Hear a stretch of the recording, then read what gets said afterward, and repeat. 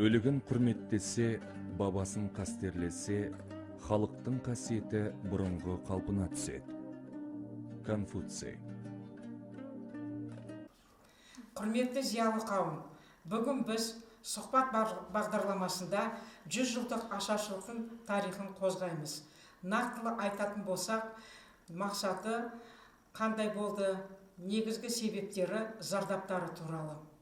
Осы бір сұрапылдың негізгі себебі бұл әрине біріншіден кеңес үкіметінің құрылуы және кеңес үкіметінің солақай саясаты болып табылады. Алғашқы кезде жаңа экономикалық саясат біраз жемістерін бере бастаған болатын, бірақ Сталиннің билікке келуі және Қазақстанға Голощекиннің келуі бұл дамуды тежеді. Бірінші саясат бұл индустрияландырудан және ұжымдастырудан басталды.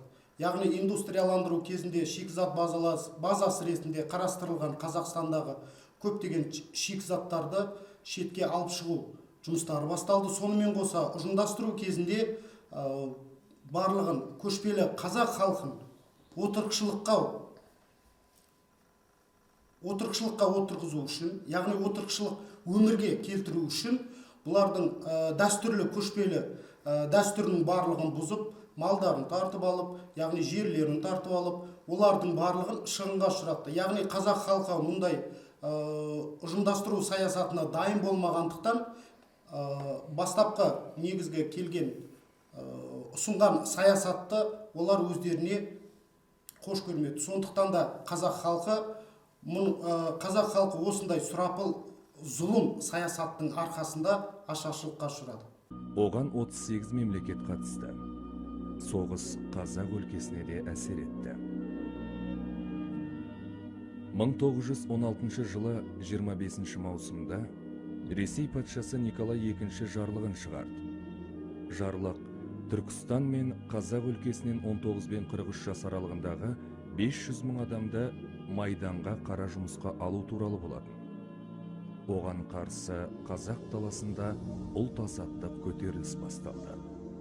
Халық арасынан Құдиярбек Шотаманов, Жәменке Мәмбетов, Амангелді Иманов сияқты еңселі ерлер атқа қонды.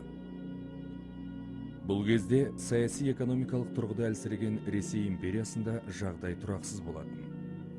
Ресейді 300 жыл билеген Романовтар әулеті 1917 жылы биліктен кетіп, Керенскийдің уақытша үкіметі мемлекет басына келді.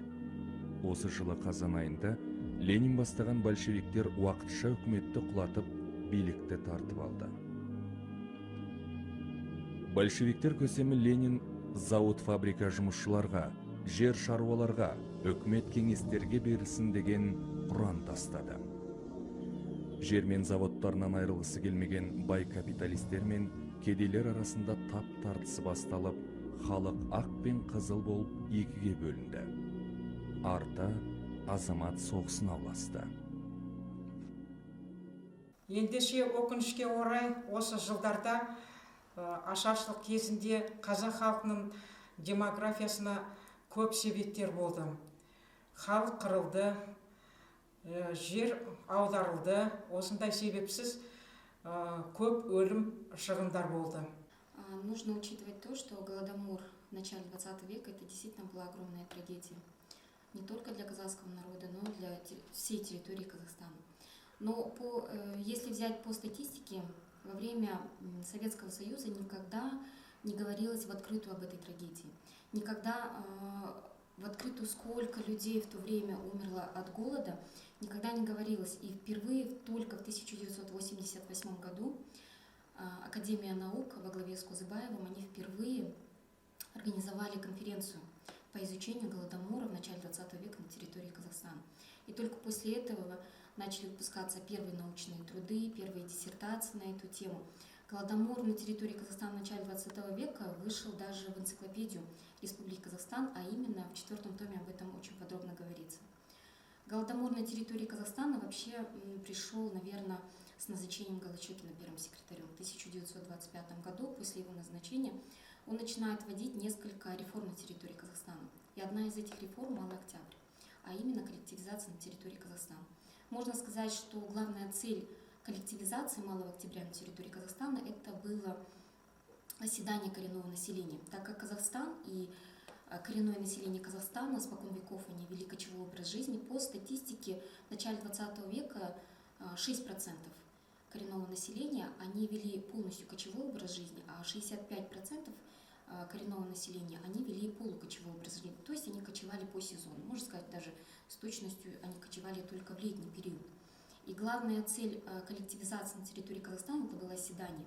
Но, естественно, оседание коренного населения оно велось не добровольно, это все велось насильственно, то есть они отбирали весь скот, все запасы зерна и перегоняли в те регионы Казахстана, где не хотели, чтобы они оседали.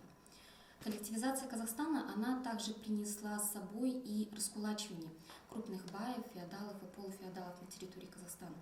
То есть забиралось практически весь скот, нажитый крупными феодалами и баями на территории Казахстана.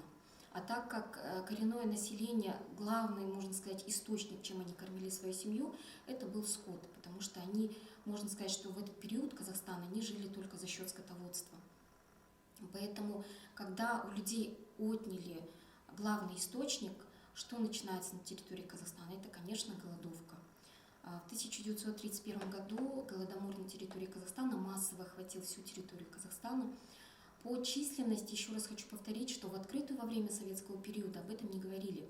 Но по статистике, например, в 1927 году коренное население Казахстана составляло более 3 миллионов, 3 миллиона 800 тысяч человек, а по статистике 1937 года уже чуть больше 2 миллионов. То есть можно только по этой статистике сказать, сколько людей умерло от голодомора в период 30-33 годов. Но по всем протоколам, которые сдавались туда выше, никогда не говорилось о том, что люди умирают от голода. Всегда указывалось, что по болезни, но большая часть все отчеты уходили о том, что вымирает только скот. Но о людях, в частности, очень мало говорилось, потому что не хотели портить, можно так сказать, статистику, не хотели портить всю политику Советского Союза, большевиков, которые проводили на территории Казахстана. Ну и, конечно же, она принесла очень огромный урон демографическому развитию, потому что именно коренное население, именно казахи, можно сказать, что каждый третий казах умирал от голода. Вплоть до того, что в некоторых исторических источниках говорится о том, что приезжали казахи от того, что умирали от голода на территории Казахстана, они переселялись и были вынуждены откочевать в другие регионы Советского Союза. Они там умирали. Многие даже кыргызские, аксакалы пишут о том, что казахи приезжали на территорию Кыргызстана, и они умирали от того, что им было нечего есть.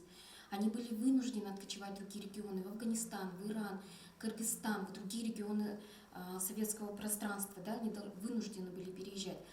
Вплоть до того, что переезжала большая часть на территорию Китая, они даже там и остались. Поэтому можно сказать, что вот этот голодомор, трагедия казахского народа, она принесла огромный убыток. То есть огромный урон, не убыток, а урон именно демографическому развитию казахского населения.